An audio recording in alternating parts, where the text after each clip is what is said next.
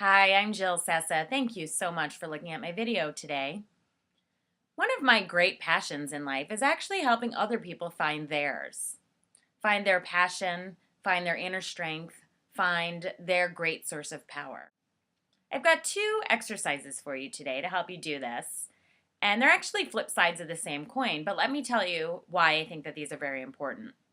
Just last week, I was having lunch with a man who's a mutual acquaintance of a woman that I had spoken with the previous week. I found out in this conversation with him that she didn't like an interaction that we had and actually went to him for advice, never even let me know.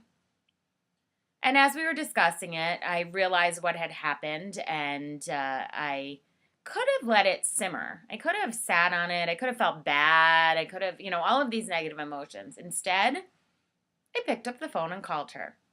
As we were talking about it, and I asked her if she would share her feelings about it, and then thought about maybe how each one of us could have changed our dialogue, how we could have gone back and reframed that conversation to have a better result. This was very, very powerful.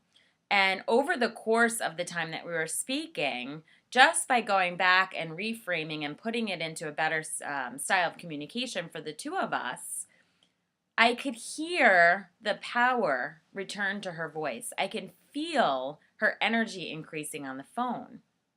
And I thought this was a very, very powerful exercise. It's something that I do all the time, and I wanted to share it with others.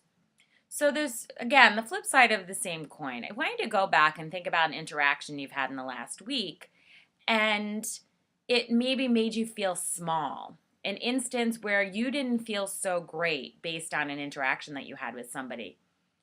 Now, think about that instance, not as your inner critic, not as making judgment, but as learning from it.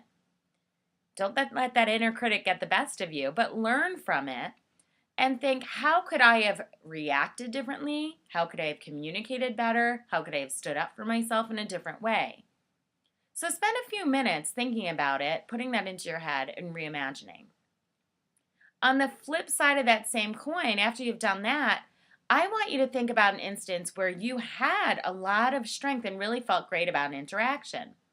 Now, don't tell me that there wasn't a point like that this week for you. Even if it was just that you got your dog to actually obey when you said sit, that means that you felt pretty good about that interaction.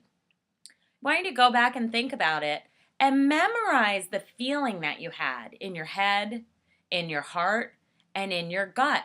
What did it feel like to have that kind of power, to be communicating well, to be understood? Think about it and memorize it. And then what I want you to do is sort of store that away, and at those points where you're not feeling so great or you're wondering if you're doing and saying the right things, call on that sense of power, call upon it, think about it, and bring it into your next interaction. I hope that these exercises have helped you. I would love to speak to you further. I'm always up for dialoguing about this and other topics around personal passion.